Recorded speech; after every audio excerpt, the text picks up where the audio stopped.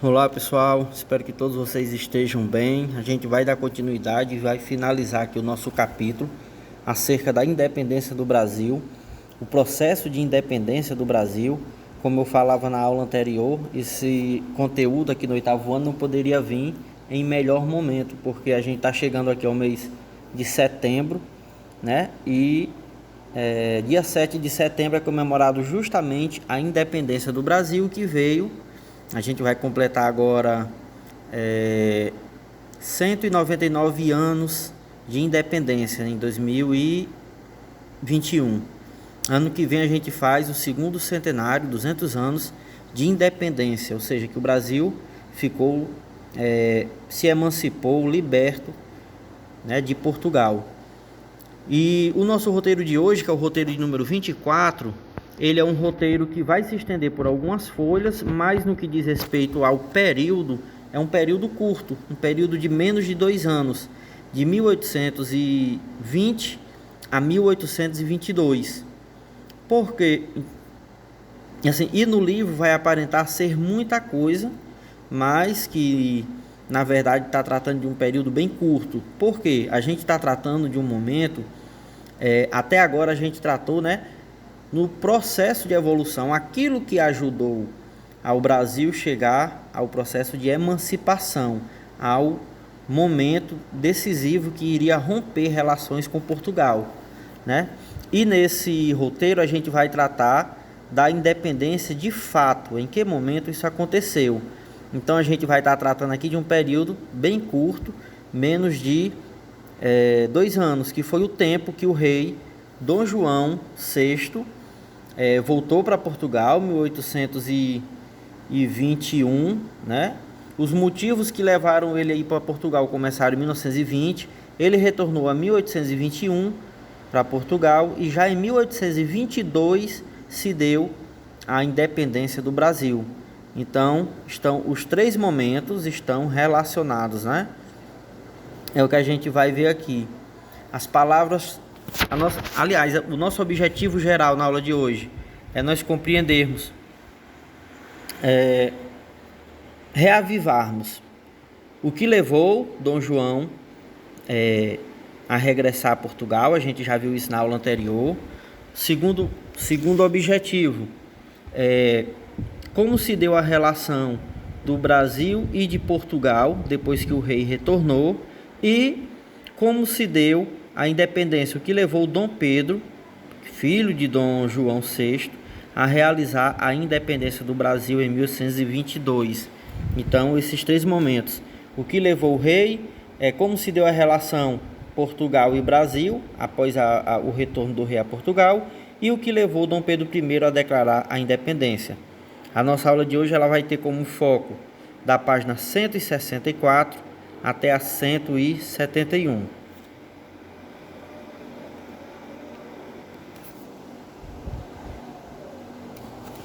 Como vocês perceberam, pessoal, eu pedi para a gente retomar um pouco a página 164, porque a partir daqui a gente tem, desde já, o primeiro objetivo da nossa aula, que é compreender o que levou o rei a retornar a Portugal, né? Dom João VI, já que a gente já havia visto que todo o intuito dele era de permanecer no Brasil, né? Juntamente com boa parte da corte portuguesa, muitos comerciantes, administradores, políticos do império inteiro, né? Então, não é difícil a gente compreender por que aquelas famílias mais ricas que ficaram em Portugal, né, comerciantes principalmente, militares, ficaram cada vez mais descontentes com o rei residindo no Brasil e não em Portugal, porque todos os privilégios estavam agora localizados no Brasil: favores, comércio, impostos, riqueza, né? E Portugal cada vez mais em meio a uma crise econômica, porque tudo aquilo que fazia Portugal ser rico, né, que era a presença da família real, agora estava no Brasil. Então, em 1820, esses comerciantes, mercadores, juntamente com muitos militares, realizaram um movimento armado. Esse movimento ficou conhecido como a Revolução Liberal do Porto, expulsou os administradores ingleses, que era quem estava administrando a Portugal no momento, né? Desde que as tropas de Napoleão foram expulsas, eram os ingleses que estavam administrando Portugal. Esses revoltosos ou revolucionários acusavam o rei de ser o culpado da miséria e eles montaram um governo provisório. Esse governo ficou conhecido como as Cortes de Lisboa, né? O movimento revolucionário era chamado de a Revolução Liberal do Porto ou a Revolução do Porto, né? E o governo provisório desse movimento se chamou as Cortes de Lisboa, que foi nada mais, nada menos do que a formação de uma Câmara de Deputados, né? E essa Câmara tirou algumas decisões, né? As principais, ela conclamava, chamava, exigia o retorno obrigatório do rei para Portugal. O retorno do rei seria algo imprescindível para eles, porque junto ao rei estaria o comércio, os impostos, toda a administração, vantagens, favores, tudo isso estaria onde o rei estivesse. Então eles chamavam novamente o rei a Portugal e exigiam também que o Brasil voltasse a ser uma colônia de Portugal. Como a gente viu na aula anterior, o Brasil desde 1815 tinha sido elevado ao posto de reino, né? Não era apenas uma colônia. Então eles queriam que o Brasil voltasse a ser uma colônia, porque isso garantiria que todos os recursos que agora faziam parte do reino do Brasil, comércio, impostos, né? Manufaturas, produtos como açúcar, né? Ouro, prata, pudessem ser enviados obrigatoriamente para Portugal, ao invés do próprio Brasil comercializar. E com a recusa do rei em querer retornar a Portugal, os revolucionários portugueses, eles mudaram de tom e passaram a ameaçar. Caso o rei não retornasse para Portugal, eles iriam depor o rei, ou seja, eles iriam estabelecer um governo independente em Portugal. Então foi aí que o rei Dom João VI decidiu retornar a Portugal, mas não retornou da forma que eles esperavam, porque o rei deixou o Brasil não só permanecer como reino, como também deixou aqui o seu próprio filho, o príncipe regente, Dom Pedro, como administrador do Brasil. Um príncipe regente é aquele que está logo atrás na linha de sucessão, ou seja, quando o rei vier a falecer, quem vai herdar a coroa é o príncipe regente. Então, pessoal, o Brasil ficou numa posição muito vantajosa, porque o Brasil era administrado não por qualquer príncipe, mas sim pelo futuro rei de Portugal, que era Dom Pedro. Então, pessoal, com o retorno do rei para Portugal e a permanência do príncipe no Brasil, gerou um descontentamento e uma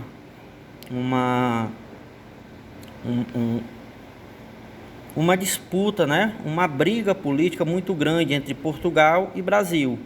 Os deputados portugueses, né, as Cortes de Lisboa, acusavam, ameaçavam acusar Dom Pedro de traidor, desobediente, né, desobediência, insubmissão, caso ele não retornasse imediatamente para Portugal. Ele sabia que, caso o príncipe continuasse no Brasil, o Brasil não iria novamente se submeter a Portugal. E o interesse era justamente o contrário, que o Brasil voltasse a ser uma colônia, né? Então, esse clima de ameaça, de disputa, rapidamente mobilizou as elites brasileiras, que realizaram um abaixo-assinado, mais de 8.000 assinaturas, né? Então essas assinaturas eram, na verdade, das digamos, das famílias mais ricas do Brasil, né? Grandes proprietários, não só brasileiros, grandes donos de terra, mas também portugueses que já estavam habituados ao Brasil, que estavam lucrando muito com o comércio em Recife, Salvador, Rio de Janeiro, né? Também militares, pessoas que vieram para administrar as províncias e que já estavam bem estabelecidas e com muita posse no Brasil, não queriam voltar a ter que devolver para Portugal parte daquilo que ficavam nessas províncias. Então, Dom Pedro I acabou se manifestando a favor das elites brasileiras no famoso Dia do Fico. Reparem só, né, como a gente está falando de um período curto. Dom João retornou para o Rio de Janeiro. Aliás, Dom João retornou para Portugal em abril de 2021, quando foi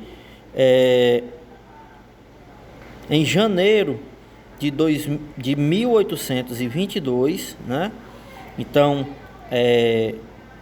cerca de 10 meses depois do retorno do rei a Portugal, as coisas estavam tão insustentáveis que foi preciso o príncipe lançar esse manifesto que ficou conhecido como Dia do Fico, que foi o dia que Dom Pedro se manifestou a favor das elites brasileiras, né, para permanecer no Brasil.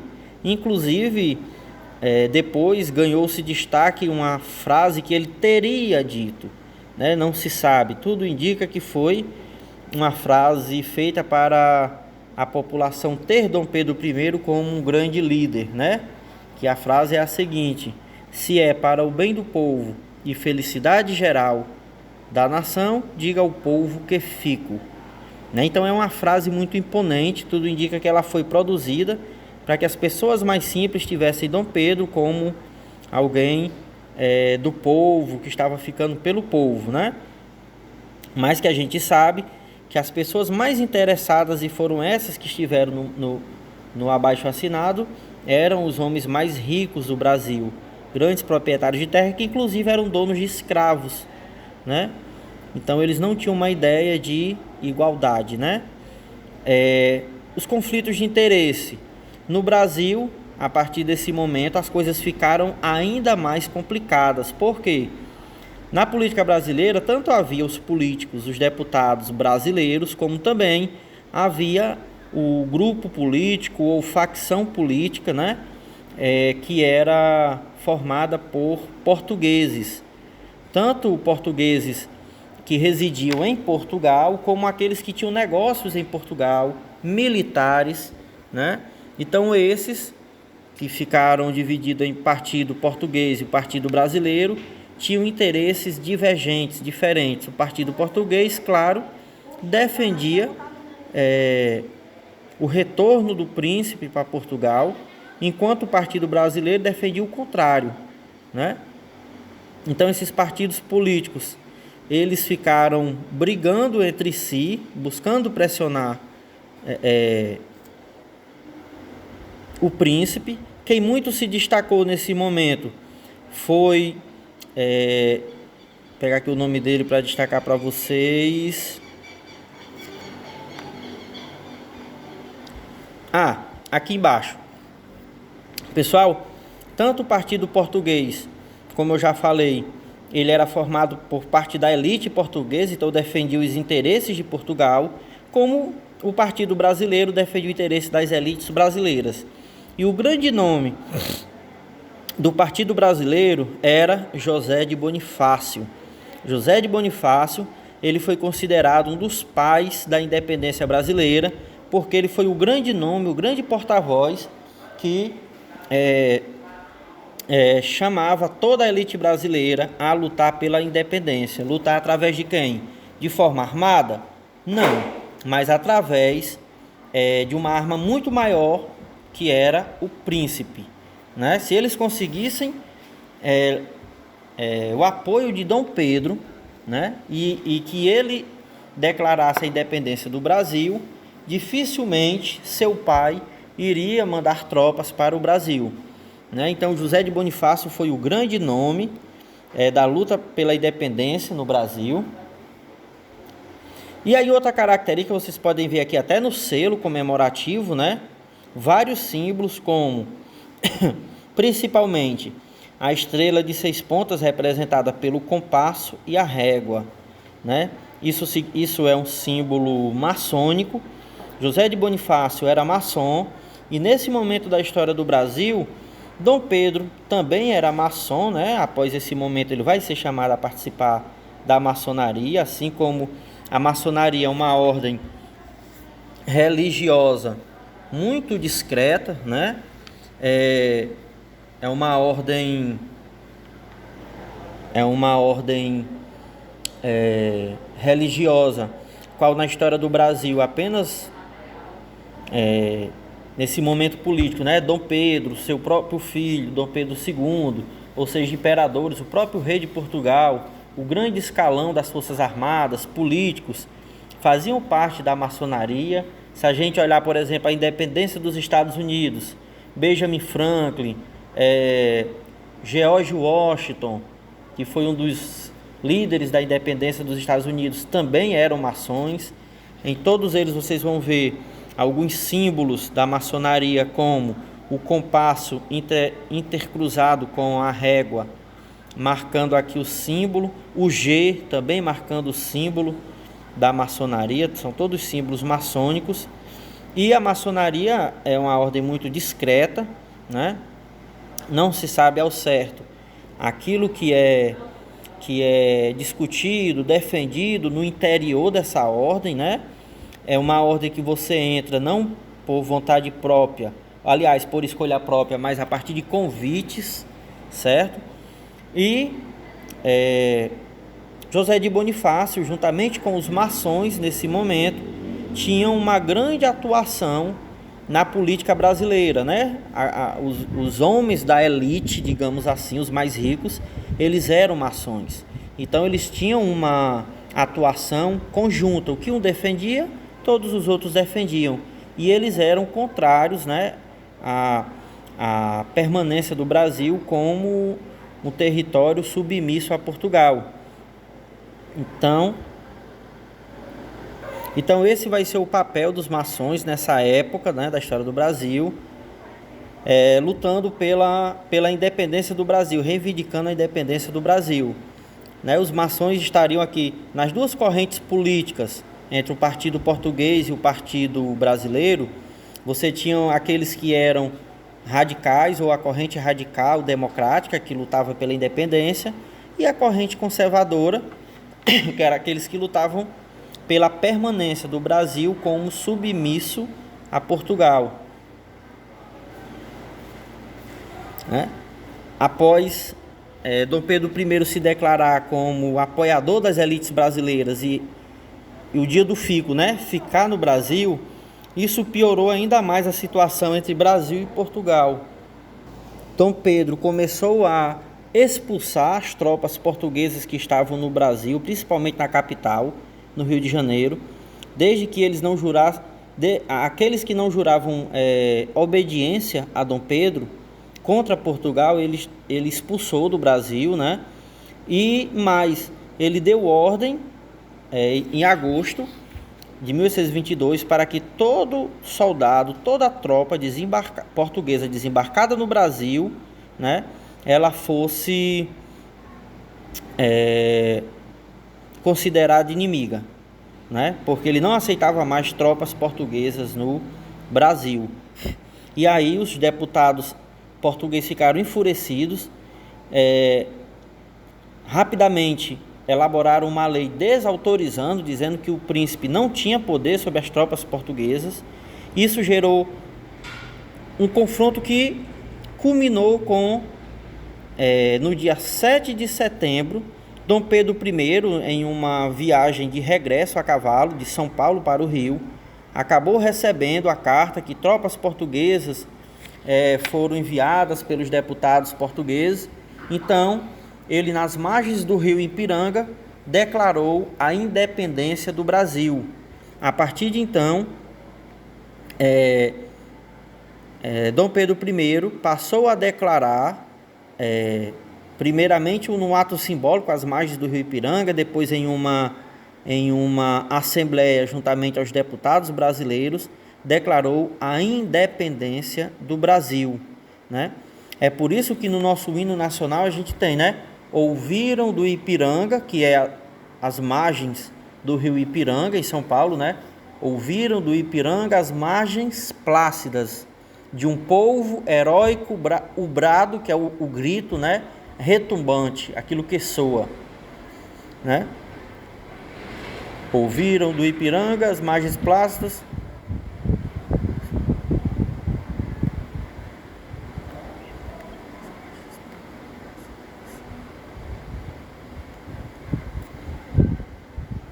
Pronto.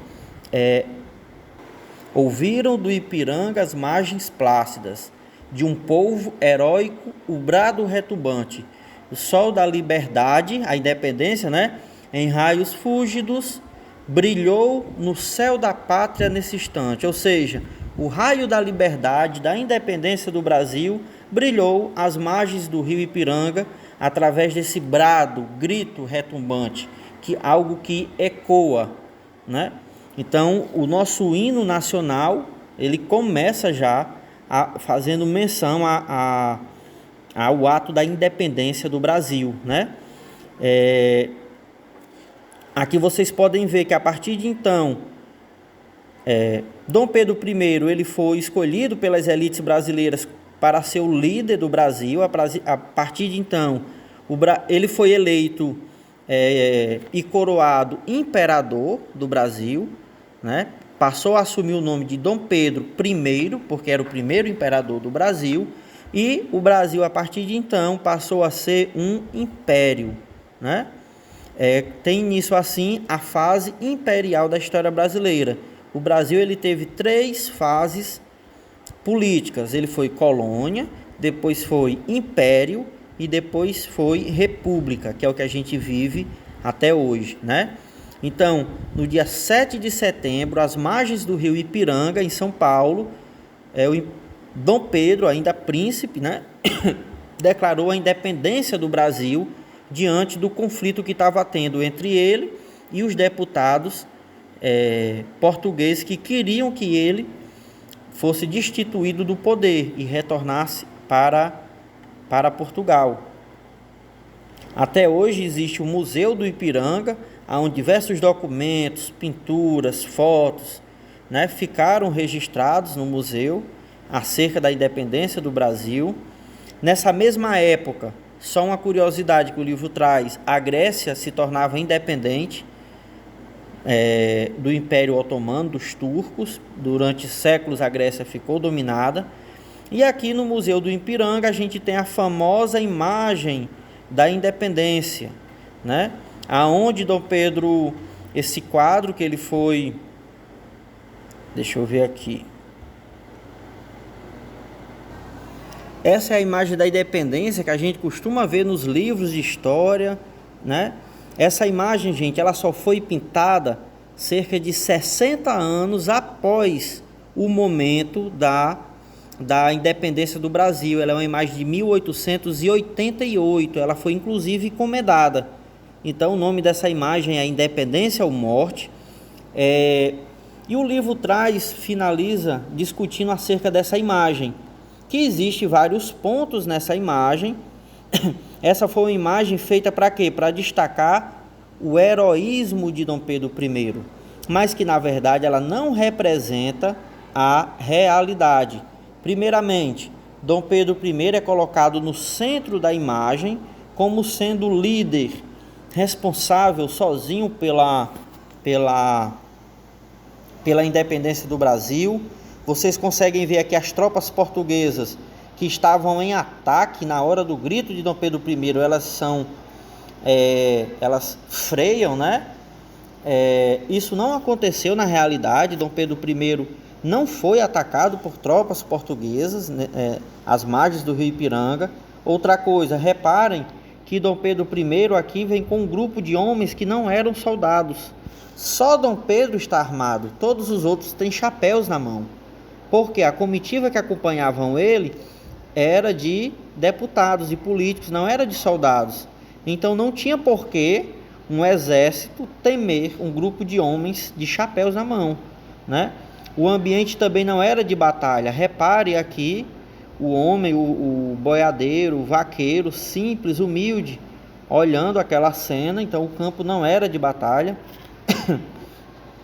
Essa própria frase, independência ou morte, ela veio décadas depois. Não se sabe se Dom Pedro I disse isso. Muito provavelmente ele não falou isso, né?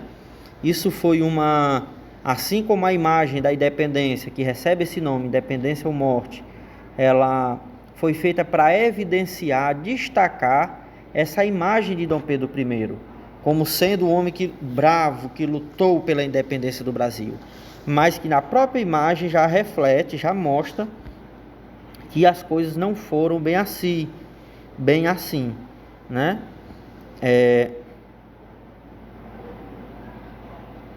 Aqui nessa página, que é a página 171, ela vem destacando várias questões. O Riacho Ipiranga, vem aqui sendo mostrado os cavalos, né, tocando no riacho.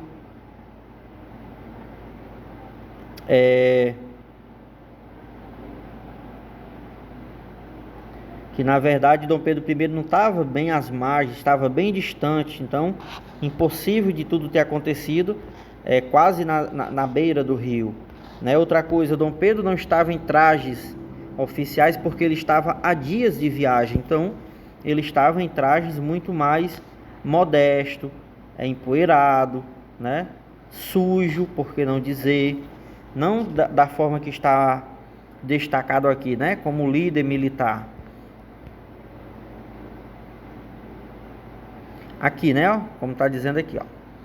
Dom Pedro e sua comitiva foram representados usando trajes luxuosos, mas como estavam viajando havia dias, eles provavelmente estavam vestindo roupas mais leves e simples. Outro ponto controverso da pintura é o objeto que Dom Pedro estaria segurando no momento da proclamação. Pedro Américo, que foi o pintor do quadro, certo? Preferiu representar uma espada. Existem outras representações, no entanto, em que Dom Pedro aparece levantando um chapéu ou uma carta, né? Mas aqui ele representou uma espada. Então, é uma imagem feita para destacar um símbolo, um líder, e não representar a verdade em si, tá certo? Queria terminar aqui destacando um dos símbolos da pátria, um dos símbolos do país, que é o hino nacional, que a composição foi de Joaquim Osório Duque Estrada e Francisco Manuel da Silva, né? Que foi o hino nacional também do finalzinho do século XIX, e alguns trechos, né? Que dizem respeito ao que a gente está estudando. Olha só: ouviram do Ipiranga as margens plácidas, ou seja, ouviram as margens do rio Ipiranga, de um povo heróico, o brado retumbante. Quem seria esse povo heróico? Dom Pedro, né? Os brasileiros, o brado, o grito, e retumbante, aquilo que ecoa. E o sol da liberdade, em raios fúlgidos, brilhou no céu da pátria nesse instante. Então, a independência, a liberdade do Brasil veio nesse instante, né? Se o penhor dessa igualdade conseguimos conquistar com braços fortes, em teu seio, ó liberdade, desafia o nosso peito à própria morte. Então, fazendo menção aqui ao grito que a gente, tudo indica que nunca houve essa frase, independência ou morte, né? O braço forte, aquele que ergue a espada. Então, vocês veem que, assim como aquela pintura, o hino nacional ele foi feito para destacar, criar um personagem quase que mitológico, um herói da pátria, né? Ó pátria amada, idolatrada, salve, salve. Brasil, um sonho intenso, um raio vívido, de amor e de esperança, a terra desce. Se em teu formoso céu, risonho e límpido, a imagem do cruzeiro resplandece. Aqui faz menção as características do Brasil, uma terra de sol. O cruzeiro é o Cruzeiro do Sul, que todo mundo pode olhar à noite e ver as 5 cruzes, né, que formam o Cruzeiro do Sul. Ele é visto, é uma constelação vista apenas do sul, da América do Sul, né? Gigante pela própria natureza, és belo, és forte, impávido colosso, e em teu futuro espelha-se a grandeza. Ou seja, faz menção aqui o tamanho do Brasil, gigantesco, um colosso, né, que é um gigante. Então, a grandeza, né, no futuro vai ser um país grandioso, terra adorada, entre outras 1000, és tu, Brasil, ó pátria amada, dos filhos deste solo és mãe gentil, pátria amada, Brasil. Então aqui, deixa eu tirar aqui. Então aqui evidencia, deixa eu ver aqui.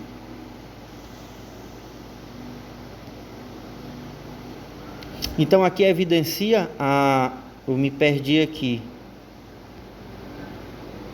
Pronto, o amor que a gente deve ter, né, ao solo, à pátria amada, adorada, entre outras 1000 pátrias, entre outros 1000 países, o Brasil é a pátria amada, é a que nós devemos amar, né? Então vejam, por isso que o hino, assim como outros símbolos, o brasão, né, são considerados a bandeira, são considerados símbolos da pátria, que são os símbolos que são usados para criar na gente o amor à pátria, ao país que a gente vive. Mas que, na verdade, nem tudo é bem assim como a gente viu lá na imagem, né? Deixa eu ver.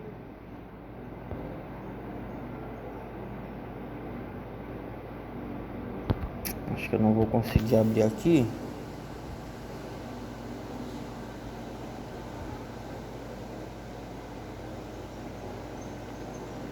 Pronto. Eu acho que aqui eu já me estiquei demais. Eu vou encerrar por aqui a nossa aula, tá bom? E a gente vai agora lá no grupo e realiza a nossa atividade de hoje, ok?